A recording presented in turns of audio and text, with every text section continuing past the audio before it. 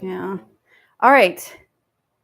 Sorry about that, y'all. You may need a refresh. I completely lost video and everything, and I have no idea why. This is my first time actually doing this in the YouTube studio, and I usually use a third-party app, and now I know why. So we're gonna wait for people to get back on. Can we put in the can you make a post in the community tab? You can probably share the video, the new video. Okay, and just after all this, I will edit the live videos because I did have to start a separate live video. So I will edit them, put them together. Okay, so we're gonna give it just a couple more seconds for people to pop on, and I need to figure out where I was. Okay. All right, we're starting to get more people on. Sorry about that, y'all. I have no idea what happened. Okay, you should be able, can you see the video? Okay. All right, so for those who are coming back, I do apologize. Again, I'll edit both of these videos together for one video whenever it actually posts. Okay, so we are going to continue. And as far as I think I was talking about the heat of the grains, and that's the biggest debate between the impact mills and your stone grind mills is, does it heat the grains? People say that the impact mills heat the grains too much where you start losing the nutritional value. From what I have seen, I have not noticed that. I have milled from both, touched the flour right afterwards, and with my hands, I cannot really tell a difference. I have not like stuck a thermometer in or anything like that. So, you know, there may be a few degrees, but as far as the feel of the flour after it's been milled, I really can't tell a difference. And so I use both. But if you're really, really concerned about that and you're convinced that there is a difference, then you definitely need to go with stone grind mills because that's the thing as they say about this is less power, which it does make sense. But there's still friction with both of them. You're still going to have a bit of heat. And to answer someone's question that I did have, does grinding them this way, period, cause them to lose nutritional value? And the answer is no, because even on the Wonder Mill and the Nutri-Mill Classics website, they both state that it does not heat up the grains to an extent where it starts losing nutritional value. So according to the companies, they state that that is not true.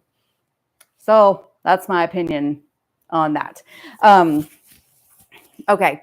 So, really quick, the major brands that everyone generally has or talks about that you've probably heard of. When it comes to your impact mills, the most popular ones are like mine, the Wonder Mill, Impact Mill, and also the Nutri-Mill Classic. Those are the two most popular impact mills. There is a difference between but the two, which again we'll be getting to in just a minute. So those are the two most common ones for your impact. They do have kind of like the Nutri-Mill has a more like professional one, but as far as home use, it's the Nutri-Mill Classic or the Wonder Mill for your impact mills. For your stone grind mills, we're starting to see more of these on the market. So I have the Nutri-Mill Harvest. I do love this grain mill, and I've done a full review and unboxing of Miss Nancy as well in this channel. And so this is the only stone grind mill that I have used. Another very popular one is the Mock Mill. That's extremely popular and has a very dedicated following, I will say, for the Mock Mill. And then also you have the Como Mill, which, if I have understood it correctly, Pleasant Hill Grain is the only place that you can actually purchase the Como Mill. So again, grainsandgrit.com/PHG to shop. And again, we will be linking this. I mentioned it in the first live broadcast that got cut off. But Pleasant Hill Grain is wonderful to shop with because they do have that handy dandy, like they have a grain mill buying guide as well as a comparison chart with all the grain mills that they sell, and they sell all of them that I'm talking about. So the Como Mill, The classic version I've seen is currently sold out until July, I think is the estimated time, the ETA. But they do have other Como mills. Like they actually have several varieties. And again, you can look at all the comparisons with that. But that is also the Como mill, the Nutrimill Harvest, and the Mock mill are the three most popular brands when it comes to the stone grind mills. So hopefully that's helpful for y'all. And again, we're linking all of these in our chat and they will be in the description box below. Okay, so now we're going to talk about the differences between them by talking about the questions that you should be asking yourself when purchasing a grain mill. So these are all the things to consider. Okay, so Lola M just said, I've had both Nutrimill Harvest and Como Classic. By far, the Como is the best out of the two. Okay, good to know. Again, this is the only stone grind mill that I personally have experienced. I do have a friend who has the Mock mill, and she loves it, but I don't know anyone personally with the Como mill, and I've never experienced it myself. Okay, so the questions to ask yourself when buying a grain mill. These are all the things that you need to consider that are quite important. And in asking these questions, you're going to be seeing the differences between the grain mills. So the first one is, when it comes to grinding your grains, are you just wanting fine flour all the time? Or do you want more versatility with your grains? And by versatility, I mean, are you wanting the option to have cracked grains, coarse grains, which you do want coarser grains for, say, your grits and your cream of wheat? Or are you just going to be wanting flour, just fine flour all the time? And this is the biggest difference between impact mills and stone grind mills, because with your impact mills, you don't have to think about it. You don't have to worry about it. You just push a button, you add your grains, and you're going to get great fine flour every single time. No biggie. I mean, just very, very simple. And that's the consistency that you get with your impact mills. But it is only fine flour. You cannot get cracked grains or coarse enough grains for things like grits and cream of wheat with impact mills. You can with your stone grind mills, because you have the ability to adjust the stones in the stone mills, whether they're really close together for fine flour, or you're just wanting them slightly cracked for cracked grains, which, if you're wondering what to use cracked grains for, that's, say you want to make your own chicken feed or animal feed, where you want to crack the grains a little bit. Perfect for that. Or do what I do, where I keep my stone grind mill on a coarser setting. So anytime I need my grits or my cream of wheat, my Miss Nancy is already set to those settings, so I can have those coarser grains. So your stone grind mills, because of the adjustments, that means every time you go to mill your grains, depending on what you want, you're going to probably need to adjust. Where with your impact mills, no adjustment, fine flour every time.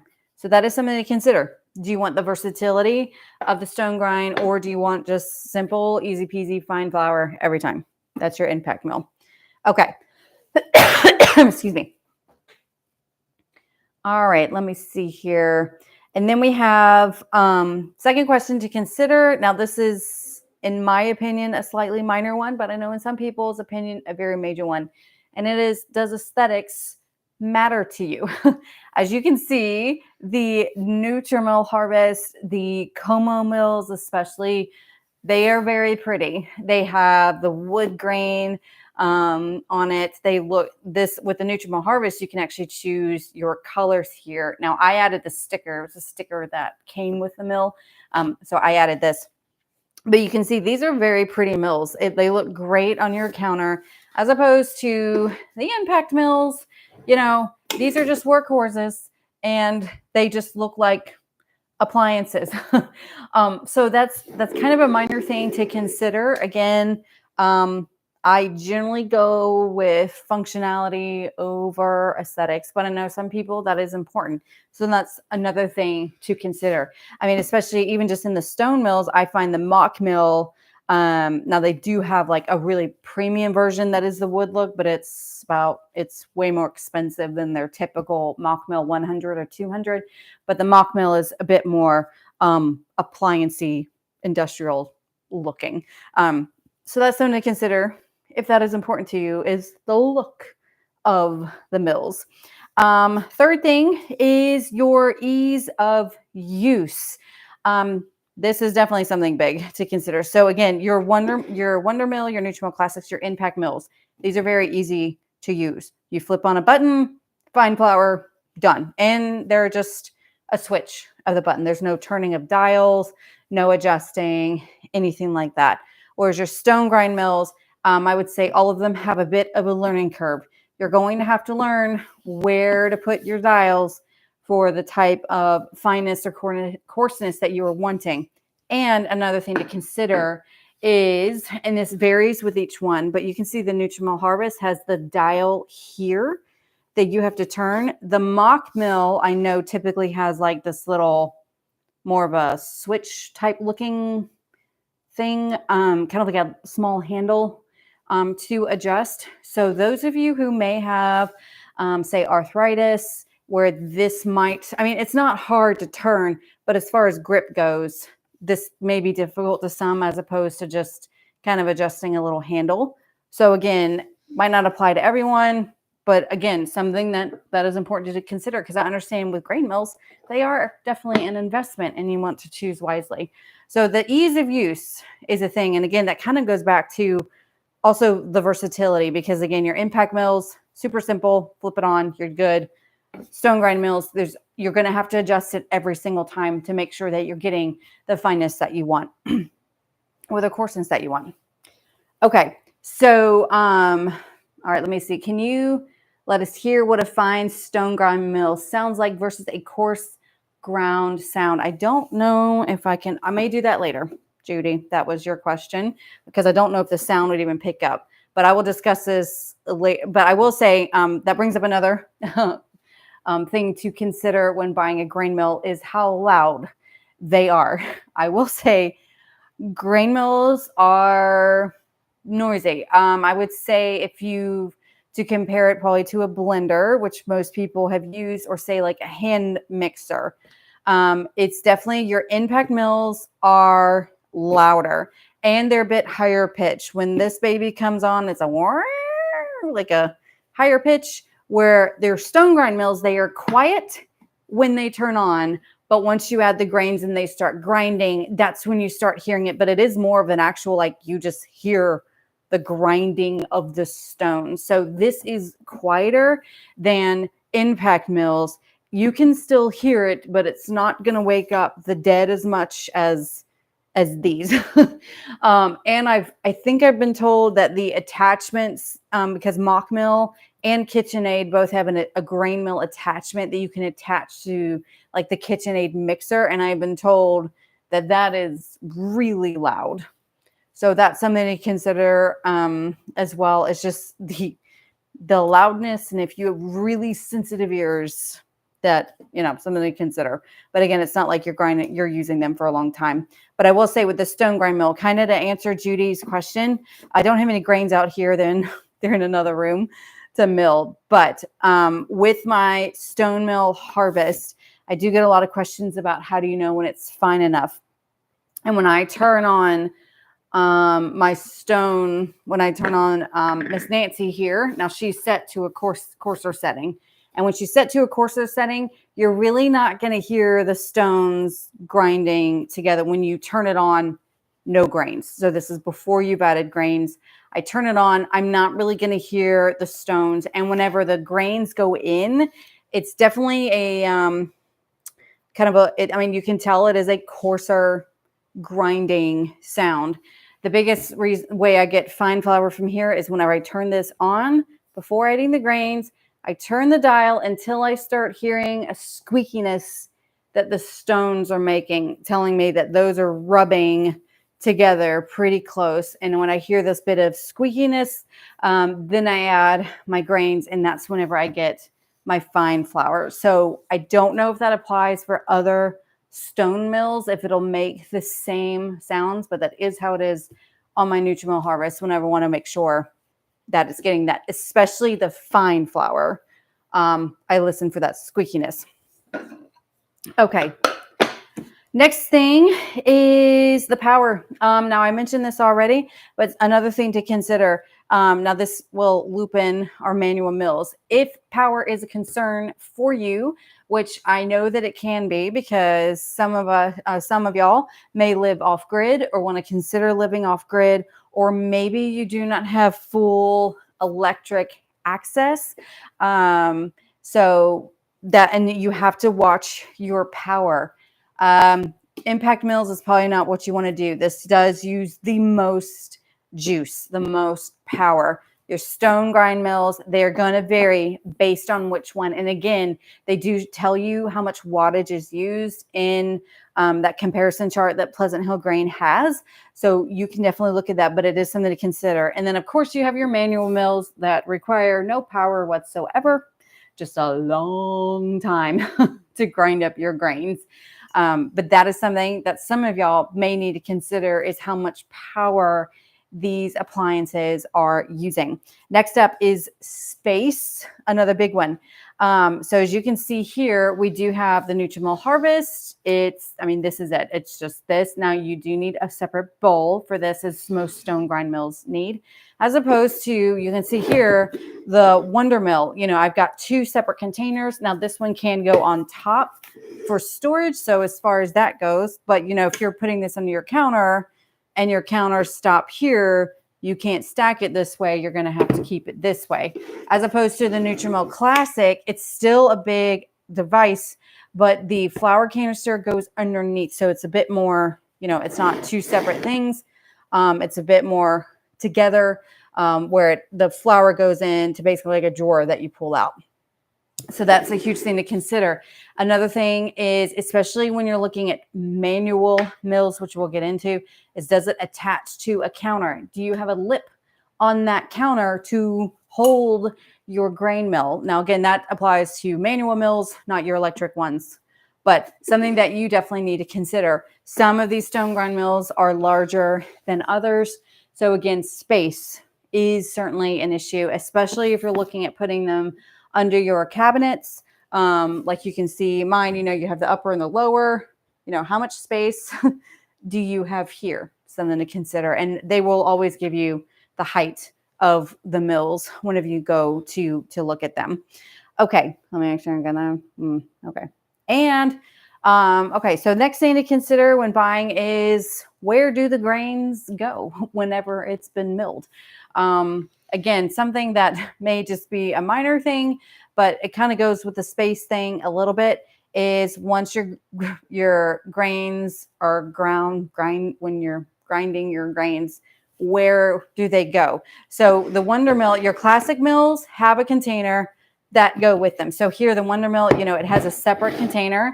I like that it has a lid on it. I can just grind it, and then I can take this and go. So for me, where I don't keep my grain mills in my kitchen, they are actually in my pantry, along with my grains. And then I bring it in here to my baking station here to then apply. So it's really handy to already have a container with a lid for fine flour that I can just bring it in here. Some of you may be able to have everything set up in one space, something like that. The Nutrimill Harvest is the Nutrimill Classic as an impact mill. The grains go in, the flour goes in, and it's more like a drawer that you pull out. So it's not a container with a lid here. That may be a big deal, may not be. Where opposed to the biggest thing is your stone grind mills. All of them, you need your own bowl or container or something to go up under here. It is not provided. You're going to have to figure out what works for you.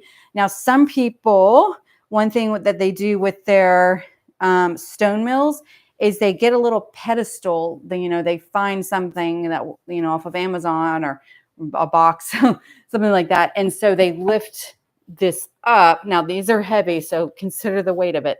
They lift it up so that would accommodate a bigger bowl to go underneath to capture the grains. So that's the thing, is you have to provide your own container, and it may have a lid, it may not, could be glass, could be plastic, whatever. You do have the flexibility of that, but no container. comes with your stone grind mills. So that's a huge, huge deal with that. All right, let me look at some of these comments here. Okay, so I've missed a lot. Let me see. Where's my mouse? Where's my mouse? Okay, here we go. Okay, so let's see here. Can you really taste the difference in your breads and pasta as far as using freshly milled grains? Yes, 100%, absolutely. Okay, I have a mock mill, which I love, but I want a finer grind. What is your recommendation? I'm looking at a Como, but they're on back order for a while. Yes, they are. The Como Classic is, at least with Pleasant Hill Grain, on back order until about July from what I've seen. So this is one of the complaints I hear or issues I hear about stone grind mills is getting the flour fine enough. And honestly, now you technically can send the grains back through the flour back through a stone grind mill. You can't really do that with your impact mills. You can send it through again here. I don't bother with that. But again, I have the flexibility of 2 mills. And this is kind of why, because I don't have to think about it anymore. So how I have this set up now for a while, I was exclusively using my Nutrimil Harvest. My last place, I was in a rental, only had space for 1, and I was exclusively using Nutrimil Harvest, and I had to learn how to get a fine setting. So again, the biggest thing is with the stones, I adjusted the dials while it was on until I heard a squeakiness, and then I would add my grains to get that fine grind. But I do find that I consistently get a really fine grind with my Wonder Mill. So for normal bread baking or fine flour, I just use my Wonder Mill, and I keep now my Nutrimil Harvest on the coarser setting that's ready to go for whenever I need it for grits and cream of wheat, which for me works out great because I make those frequently as well. So having the 2 options for me is definitely ideal. But again, not needed. So with a stone grind mill, you just have to keep adjusting those stones until you get a fine grind. You can try to send it back through, but I just find you just got to keep adjusting those stones to get it. Okay, let me see.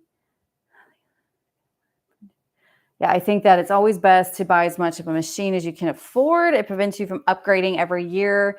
Agreed. You definitely, I mean, again, these are big investments, but I would say, if you got any of these, you're gonna be good. But yes, you definitely want to make sure that you're getting a good grain mill for sure.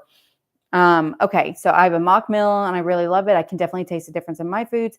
I got a refurbished mock mill, significant savings, has some warranty, 6 years. So yeah, so that's another thing is affording grain mills, a topic I did not consider talking about. You could not do this during the height of the COVID craziness because everybody was wanting grain mills and grain mills were selling out like crazy. You could not really find them used, but now you are starting to be able to find them used more on, say, Marketplace or Craigslist or eBay. Another thing to consider is websites like Pleasant Hill Grain. I think Nutrimil also has it as well, where they have a refurbished section.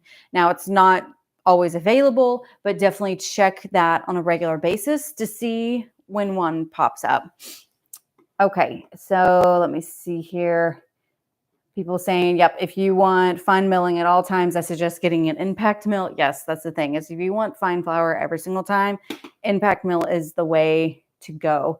Okay, do you need a separate machine? This is from Mama Wolf. Do you need a separate machine to flake grains? How about nut butters? Ooh, good question. Okay, so a flaker is something you use to flake your oats. And yes, that is a different machine. Those are rollers. Completely different. Flakers are different than grain mills. Totally different. Now, as far as nut butters go, you need a machine that can handle wet grinds, which none of these do.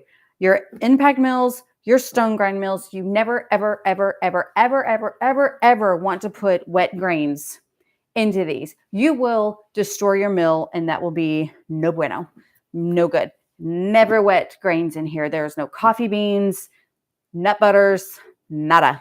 You need a manual mill, but you have to watch it because only certain manual mills will allow you to do those wet grains like nut butters. And the Wonder Junior Deluxe can handle that. It has separate steel burrs, so it comes with stone, actual stone millstones for your typical dry grains, like your stone grind mills. But then you can swap them out for steel burrs, and that allows you to do coffee beans and nut butters. But you don't want these for those. You need probably a manual one. I'm not sure of any electric ones that do that without getting to industrial levels, and it's a lot of money. Okay, so that's enough questions for now. We're going to get to more later. So right now we want to discuss manual mills, because I do get questions about manual mills, especially because you'll see some that are as cheap as, say, $60 all the way up to $900, which is crazy to see the price difference with manual mills. You don't see that huge of a price difference with your standard electric grain mills, but you will see crazy amount of difference with your manual mills. So let's discuss that. It's basically just things to think about when deciding a manual mill. Now, again, I have the Wonder Junior Deluxe. It is not the cheapest. It's not the most expensive. I think this is around $250, $300. I can't remember, but it is a sturdy one. It is a good one.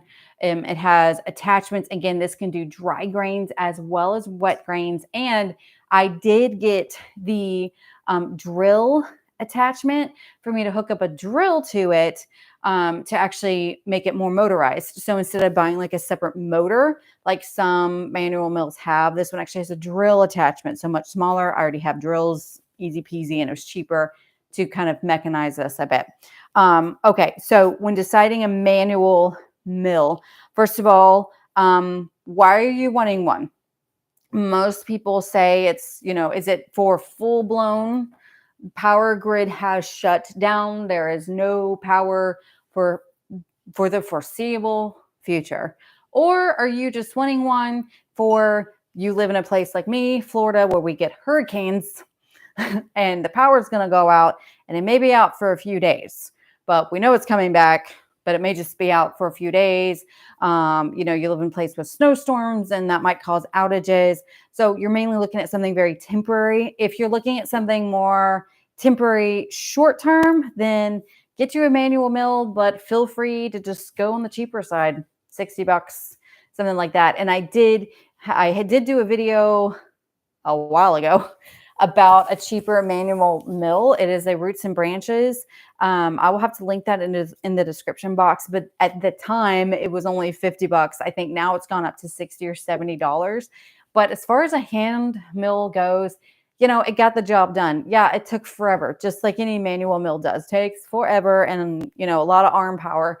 But it did the job. So there is cheaper, and there is what I have, which is that middle range. And then you have really expensive ones, and that is more of your country living mills, which it's a different technology really, where it actually has that wheel thing, which is another thing to consider, is the manual power that goes into it. But before we get to there, the next question, as far as, are you needing one? Are you looking at one for long-term use without power or short-term use without power? And the second thing is, if the grid goes down, are you looking at a small amount of grains that you need to grind or a large amount of grains to grind? For me, I have a large family, so that's why I looked at the drill attachment. So it's quicker for me to grind the grains more manually without power, as opposed to, if I only need like 2 cups, you could do that just fine. But when you're needing about like 12, 14 cups of flour,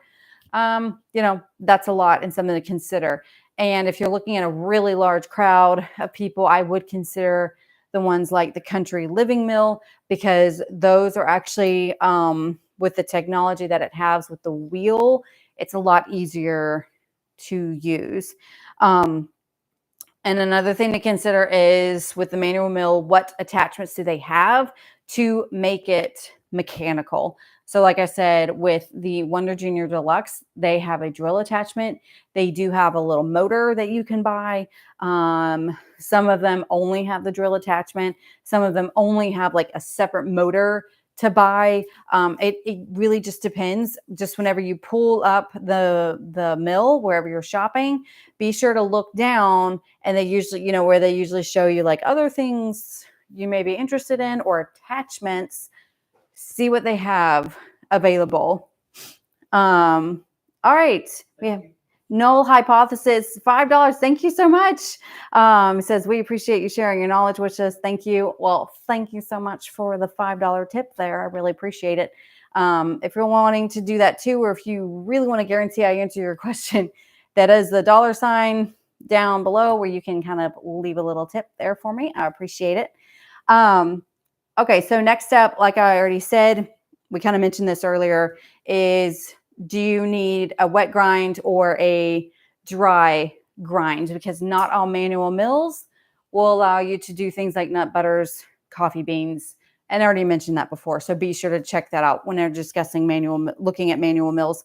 And then, of course, the ease of use. Kind of touched on this already. So most manual mills have a handle like this, and it is it's a lot of arm power to get this done. I'll go ahead and tell you, and you can watch the videos to see me have fun with that. But if you're wondering why mills like your country living mills, for how expensive they are, or for them being a manual, why in the world are they more expensive than electric? That's because they have a different technology. That wheel that you see actually is just way easier to grind grains. It's faster, it's easier, and less arm power. So that is something else to consider. You also can consider manual mills instead of looking at electric mills. You can just look at manual mills, but possibly getting one of the motor attachments to it. So that way you've killed two birds with one stone. You have one grain mill that can have power or not. So something to consider. Okay, let me see here. Okay, so Fluffy Otter said $350 for the Wonder Mill Junior Deluxe 6 months ago when they purchased mine. Okay, well, there you go. I've had mine for I think a year, so I completely forgot how much it was. Okay, yeah. So yeah, Judy Burns says you can modify it to run by bicycle power. Yes. So there's many options with your manual mills. Just the biggest thing is I would consider: are you looking for long-term usage without power? And are you feeding a crowd or just a few people? I would say those are the two biggest things to ask yourself when it comes to a manual mill, especially because of the wide price range that it comes with. And again, that comparison guide that Pleasant Hill Grain has, they have it separated out with stone grind mills, impact mills, and your manual mills. So they separate them into categories. Again, super handy to have to do that. So, oh, and the last thing with manual mills, like I mentioned, is a big thing is how it attaches to your counter if applicable. This was something that I did not consider whenever I got the Wonder Junior Deluxe, is because it does have where it screws in on a lip. You need a lip. So a lip with a table, a sturdy table. I'm on my island right now, and it does not go up under all the way. On the other side, I would be able to do that. So that's something to consider. Some, like the Country Living Grain Mill, sit on top of a counter space. Also, this has two screw type things to help attach it to the counter, which is really sturdy. But your cheaper ones only have one thing that comes up to attach it, which makes it not as sturdy as having the two. So that's a big thing to consider, is how it's attaching to a counter if necessary. Oh, KK, thanks for the super chat there. Thrilled with this channel. Thanks for all your info. Thank you. Thank you so very much. Always a blessing. Okay, so Sabrina asks, is there a wheel for the Wonder Mill Junior? Like I said, I do know it has a drill attachment. That's what I have. I want to say it does have a separate motor type thing that you can purchase for this. But as far as like a wheel instead of this handle, no, it has this handle, but then you can attach different motor type things to it. Again, if you, especially on Pleasant Hill Grain, if you look at this one, go down to the bottom, and it generally shows you the different options that are available for this. All right, now the fun part, the questions. If you have questions and I haven't answered it, you might want to put it in right now because I'm probably not going to be scrolling up. Okay, so I do have questions that I received on Instagram earlier that I'm going to comment on. So the two I think I've already addressed. Two people asked about this. Does heat affect the nutritional value of the wheat? Also, does the heat from the Nutri-Mill harvest ruin nutrition value in flour? I've already answered that. Either the impact mill or the Nutri-Mill harvest, both of them, you're not going to lose the nutrition of the grains by them heating up just a little bit. Okay, next question. How do I know how to grind the wheat berries for different recipes? Okay, that was on Instagram from Rin Chicken Hen. Love the username there. Okay, so how to know I assume that means how do you know how fine to grind the flour for recipes? Don't overthink this. So if you're looking at cookies, bread, baked goods, things like that, the recipe's calling for flour. They're just talking about your typical run-of-the-mill fine flour that you need to bake with. Usually if a recipe calls for cake flour, pastry flour, that's when you know it is super, super, super fine flour. But otherwise, just get you a fine flour. It's not going to feel coarse. Now, it's not going to feel necessarily as fluffy or that fine, powdery fineness that an all-purpose flour from the store will feel, because remember, we are keeping the bran and the germ in here. Another thing to consider is different wheat berries, even though they are fine, have different textures. I have found that soft white wheat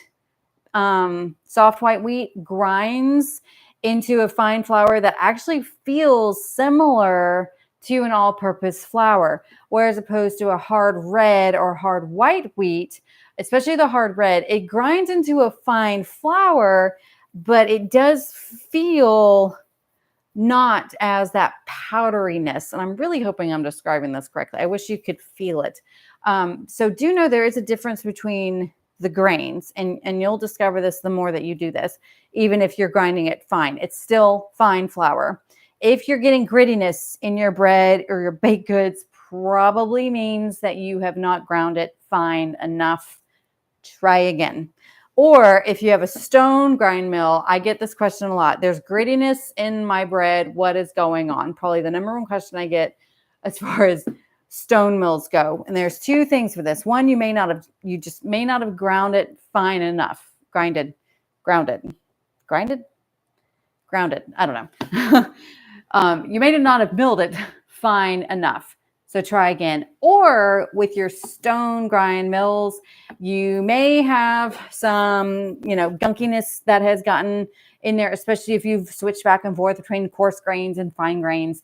And to get that out, to kind of reset your grain mill, open it up, brush off those stones if you can, the best that you can, and then run mill 1 cup of white rice through your stone grind mill, and that really helps clean off those stones. And that just might be your problem. I did have one person very recently ask me that. I told them about the white rice. They did it and they said that fixed it. Thank you so much.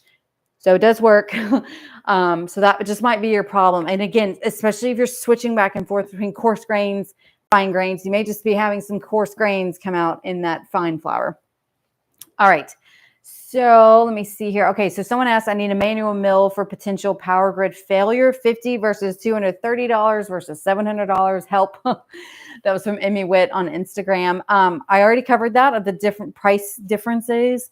Again, the cheaper that it is, it's usually cheaper materials, like plastic versus this is all steel and it's heavy. I could knock someone out with this bad boy. I mean, you can hear this is metal, where the cheaper ones did have like a plastic hopper, things like that. And then the technology might be a bit different. And so that's the price difference that you typically see. I highly recommend the Wonder Junior Deluxe because I can do wet grains and dry grains and that handy drill attachment. I mean, that's only like a $30 attachment to get. And I think that's just kind of easier to use. But my opinion with that one. Okay, so someone says, I have a Como mill. How do you know what settings to use from super fine to coarse? The Como has a very large dial rotation, not just a button for fine, medium, or coarse. So that's another Instagram. So again, I've said this before. If you have the dial like this, I always think of mine as a clock. So at 3 o'clock is a good coarse grind for me for my grits and cream of wheat, where fine flour is usually around the 7, maybe 8 o'clock mark for me on this. So this is all, like I mentioned earlier, it's a learning curve. You just got to learn, and you keep turning those dials and checking what's coming out until you get the consistency, the coarseness or fineness that you're wanting.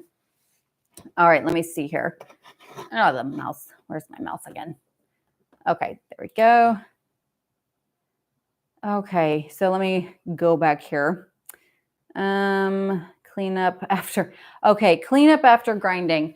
Yes, something to consider as well. As far as a mess now, because you would think with it coming out of a chute, that flour must be going everywhere, and that's actually not really the case with your stone grind mills because they're going slower. The flour is not shooting out crazy fast, as opposed to the impact mills. If this was not contained, flour would be everywhere and you'd probably never get rid of it. So as far as cleanup goes, so long as the mills are being used correctly. So for example, I've only had a problem whenever this came out, my little foam thing came out of my Wonder Mill because I hadn't replaced it, or I overfilled it so it popped out and flour went everywhere. That was not fun. Otherwise, I do notice on my Nutrimil harvest that I will get flour kind of in this crease here. But for me, I just keep my little brushes around and like a microfiber cloth with my grain mills. So if flour is on the table or on the mill, you can just quickly wipe it off, which I would just suggest doing every time you mill. You are going to have some flour, but it should not be crazy, crazy amounts. Okay, does sifting affect nutritional value? That was from Judy Burns. Yes. Yes, if you sift out the bran and the germ, you lose most of your nutrients, and that's a whole other video all in itself. But I will say, when you see me, I have sifted in some videos, but I'm just using your typical little, I got it at a yard sale for 25 cents, like your old-fashioned sifter. I'm not making white flour. I may be losing 10% of the bran and the germ, mainly the bran, not a lot. A lot of times sifting is needed just to lighten up the flour. Only with like your really nice fine sifters can you actually sift out enough bran to create white flour. But overall, sifting is really not needed. Okay, so we also have, I hear a loud crunch on rare occasions. Could my stones be falling apart? Now you will hear, as far as your stone mills, okay, as far as crunch goes, I mean, whenever you're grinding, especially with coarser and especially with grains like corn, there is more of that crunch grinding sound. So you should be fine. Feel free to check the stones. There shouldn't be any real cracks or anything like that. And especially if you bought new, so long as it's not defective, it should be fine. But if you are concerned, contact your manufacturer. So if you're with Nutrimil, contact Nutrimil, Mockmill, contact Mockmill, and talk with them. Many of these places have great customer service. Just talk to them, tell them what's going on, and they'll be able to help you probably better than I can about that. Okay, let me see here. What else? What happened? Okay, James Harris, what happened to the bran in the pan when you first began? Oh, heavens. Okay. Okay, so Canadian Homestead, I broke down because I needed one quick. I bought the grain mill attachment for my KitchenAid mixer. Very pleased. Okay, good to know. So that is definitely a cheaper option because I think those are usually around $150 or $200 to get the attachment for your KitchenAid. And definitely if that's something that you can do, because I think ultimately your goal should be to get a grain mill and start grinding your grains and having real whole grains. And whatever way that is to get it, that's a great way to do it. Okay, and then let me see here. Okay, so we have null hypothesis said, I didn't know KitchenAid made a mill attachment for your mixer. What are you using your flour for? Does it do a good job? Okay, so yes, there are 2 attachments for your KitchenAid, and Mock Mill has one as well as KitchenAid. And I think Pleasant Hill Grain has both of those, but I'm not sure, but I think they do. Okay, so let me see. Do you recommend having a pair of backup grinder stones? With your manual mills, I know that you can do that. At least with my Nutrimill Harvest, I do know my bottom stone is attached to the mill. Like I can't remove, I don't think I can. Let me see here. Hold on. I don't think I can remove my bottom stone. I mean, I probably, oh, hold on. Oh, okay, I could. I think I could. Okay. Yeah, I mean, it's especially if you're wanting to be prepared and make sure that your stones, you always have stones. It's never going to hurt to have an extra set, but I have a feeling, again, I've only had a stone grind mill for a little over about 1.5 years now. And I use it very regularly. And I don't think you're really going to need, like, I'm pretty sure that these last a while. I can't remember actually how long they say that they will last. But again, it never hurts to have a backup set. And that's another thing, especially Pleasant Hill Grain has, especially for your impact mills. I have a haul video coming out soon where you'll actually see that I purchased this little foam thing for them for my Wonder Mill, because they do have parts for your mills. So things like, you know, an extra handle for your Wonder Junior Deluxe, you know, just the little parts that just may need to be replaced. They have that as well. And it never hurts, especially if you're wanting to really be prepared for maybe you never being able to shop again. Our currency going crazy, inflation going through the roof, whatever the case may be. Never hurts to have a spare. Okay. Let me see here. We're looking at last few questions. We're about to wrap it up. This has been a long time here. So, okay, I think that's it with all the questions. Any other ones? Get it to me now. Okay, so to close, again, Pleasant Hill Grain, excellent place for grain mills because they have them all. And especially if you're interested in the Como mills, they are, if I remember right, the only, the exclusive dealer for Como mills here in the United States. So just shop at grainsandgrit.com/PHG. Thank you so much for Pleasant Hill Grain for being a sponsor with Grains and Grit. And then again, we will have the links for all the grain mills mentioned, as well as that grain buying and comparison chart that Pleasant Hill Grain has. We have it in the comments, but we will have it in the description box below for those who may have missed this live video. And again, I apologize for the technical difficulties we had at the beginning. I do plan on putting these videos together and then posting it to my YouTube channel for those who have missed this. But otherwise, if there's no more questions, we really appreciate y'all for being here. As always, I'm here if y'all have questions. I hope y'all have a wonderful evening, and I will see y'all next week. Bye.